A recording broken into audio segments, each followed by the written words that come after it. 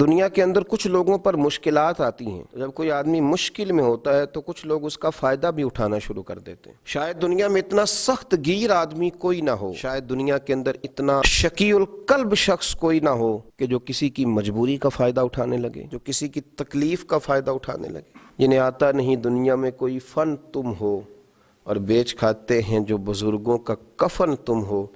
اقبال کہنے لگے اتنے بھی سخت لوگ ہوتے ہیں جو میتوں پہ سودے کریں، اور جو اس عالم میں آ کر جب لوگ تکلیف میں ہوں تو وہ اس طرح کے اسباب پیدا کرنا شروع کر دیں کہ تھوڑا سا دنیاوی نفع لینے لگیں۔ ہمارے ملک کے اندر جب مصائب، آلام، پریشانیاں گھر جاتی ہیں تو کچھ لوگ ذخیرہ اندوزی شروع کر دیتے ہیں۔ وہ وقت کہ جب لوگوں کو خزانوں کے منہ کھول دینے چاہیے تھے، جب لوگوں کو چاہیے تھا کہ وہ اپنی اصل رقم بھی، اصل زر بھی کوشش کرتے کہ وہ لوگوں کے حوالے کریں اور تکلیف اور دکھ کے وقت نکلیں، اس موقع پر کچھ لوگ ذخیرہ اندوزی کرتے ہیں، مجبوریاں خریدتے ہیں، تکلیفوں پر سودے بازی کرتے ہیں، سمجھتے ہیں کہ شاید آج سامنے والا تکلیف میں ہے تو میں کبھی تکلیف میں نہیں آؤں گا۔ دشمن مرے تو خوشی نہ کریے، سجنا بھی مر جانا ہے، دیگر تے دن آیا محمد ہور کڑی نو ڈوب جانا ہے۔ یہ وقت بدلتا رہتا ہے، آزمائشیں آتی ہیں، تو ذخیرہ اندوزی کرنا، قیمتیں بڑھانے کے لیے مال کو چھپا لینا، ضرورت مندوں کے قریب چیزوں کو نہ جانے دینا۔ حضرت عمر ابن خطاب رضی اللہ تعالیٰ عنہ بیان کرتے ہیں کہ رسول اللہ صلی اللہ علیہ وسلم نے فرمایا ذخیرہ اندوزی کرنے والا ملعون ہے، لعنتی ہے وہ شخص جو ذخیرہ اندوزی کرے۔ سنن ابن ماجہ کے اندر یہ حدیث موجود ہے، فرمایا ملعون ہے وہ شخص کہ لوگوں کو ضرورت ہے اور یہ صرف نفع بڑھانے کے لیے ذخیرہ اندوزی کر رہا ہے، اللہ سے نہیں ڈرتا۔ حضرت سیدنا عثمان غنی رضی اللہ تعالیٰ عنہ کا بہت سارا مال واپس آیا۔ مدینے میں قرب و جوار میں شدید قحط کا عالم تھا، خشکی تھی، بارشیں نہیں ہوتی تھیں، لوگ تکلیف میں تھے، تو آپ کے 10 سے زیادہ اونٹ غلے کے بھرے ہوئے آئے۔ حضرت عثمان غنی رضی اللہ تعالیٰ عنہ کا جب مال پہنچا، لوگوں کو پتہ چلا، تو وہ جو تاجر تھے جن کو پتہ تھا کہ آج کل ہم مہنگی قیمت میں خرید کر ڈبل قیمت میں بھی بیچ سکیں گے، وہ پہنچ گئے، کہنے لگے کہ سنا ہے آپ کا مال آ گیا ہے۔ آپ کو پتہ ہے نا ہمارے ہاں بلیک میں چیزیں خرید کے پھر بلیک میں بیچنی شروع کر دی جاتی ہیں۔ یہ وہ لوگ ہوتے ہیں جو بڑے سخت گیر ہو جاتے ہیں، جو اپنے دل سے وہ ساری چیزیں دور کر لیتے ہیں جہاں انسانیت جنم لیتی ہے، جہاں محبت جنم لیتی ہے، جہاں انسانوں کا دکھ پایا جاتا ہے، یہ تو پتہ نہیں کہاں پہنچ جاتے ہیں۔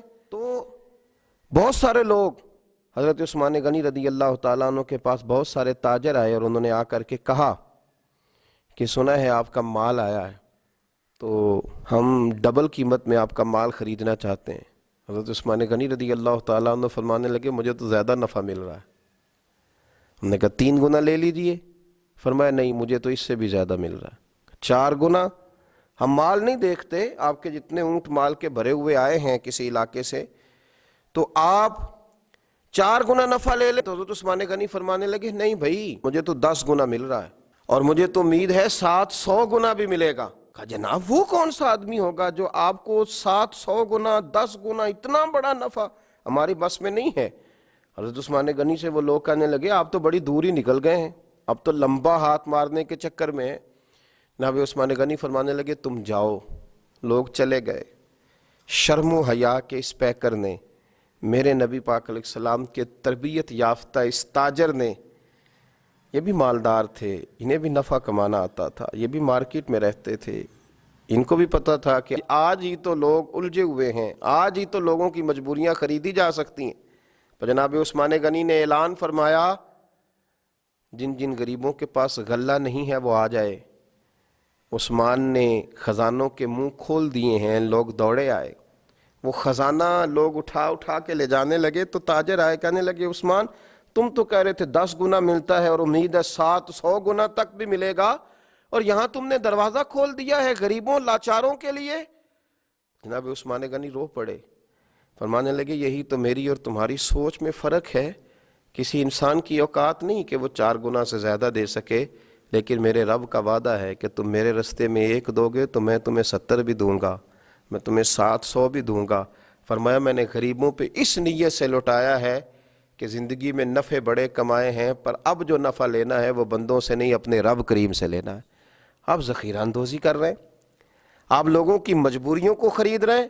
آؤ پلٹ کے آؤ، ساری زندگی لوگوں سے تجارت کی، جب لوگ مجبور ہوں، تکلیف میں ہوں، تو پھر ایک دفعہ اپنے رب سے بھی تجارت کر کے دیکھو، اپنے مالک سے بھی تجارت کر کے دیکھو۔ اور جو رب سے تجارت کرتا ہے اسے پھر صرف دنیا کا نفع نہیں ملتا، اللہ اسے دین، دنیا اور آخرت کے نفع عطا فرمایا کرتا ہے۔ اللہ سمجھنے کی توفیق عطا فرمائے۔